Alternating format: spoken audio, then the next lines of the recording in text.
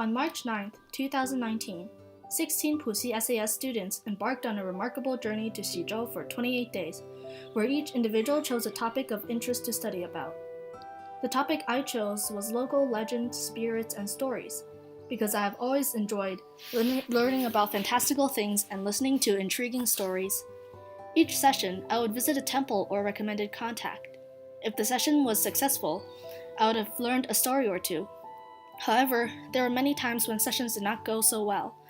Either the elders of the temple rejected having a conversation with me, or all the people I visited knew nothing about my topic.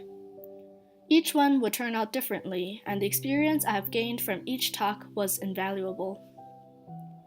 There were so many interesting stories, gods, and traditions, sometimes the same story even differing with each person.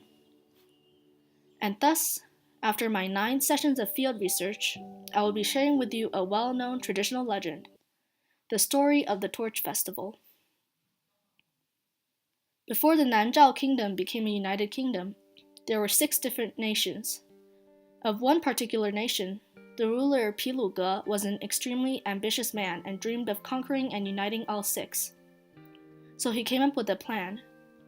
On one night, he invited the other rulers to feast and honor their ancestors at Songming Lou. However, another ruler's wife, Bojie Furen, was really clever and had already figured out that the feast was a trap. She warned her husband, but he could not refuse a feast that was held to honor ancestors, so he decided to go anyway.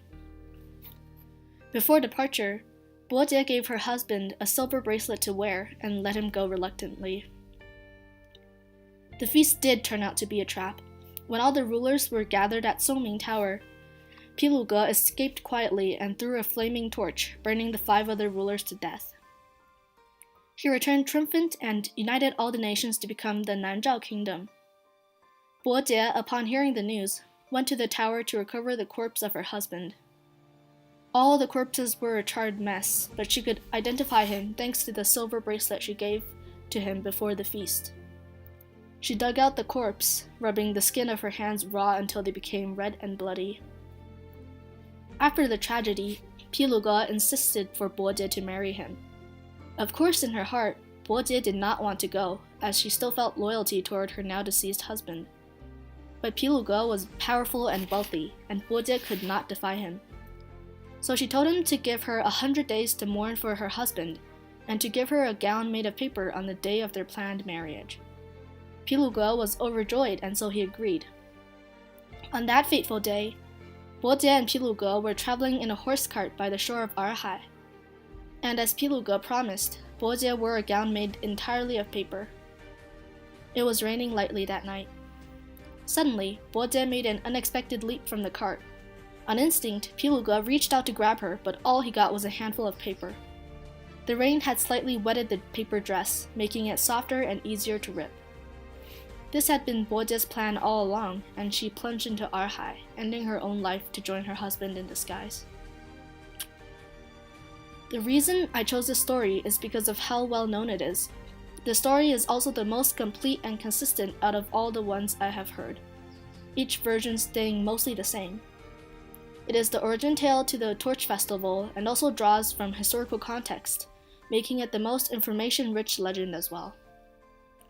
The Torch Festival is a traditional festival shared among the minority groups, and it differs a little with each group.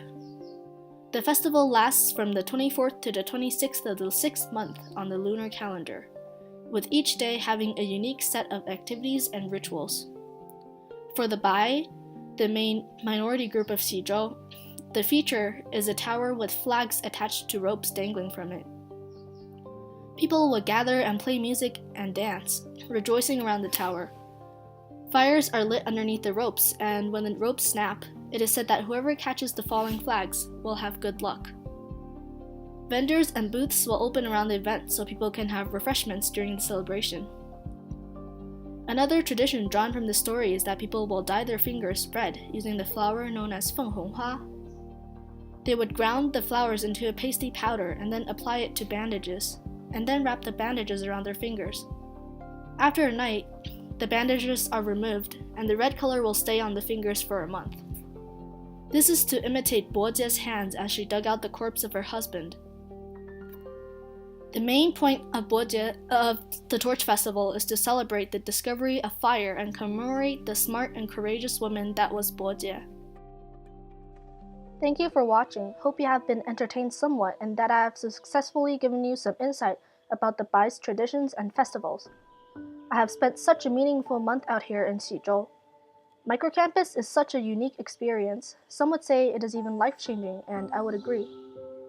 A special thanks to Mr. Taffel and Miss Mai for taking care of us this month, and to all the other wonderful folks who made this possible, like the people that helped provide information for my inquiry project.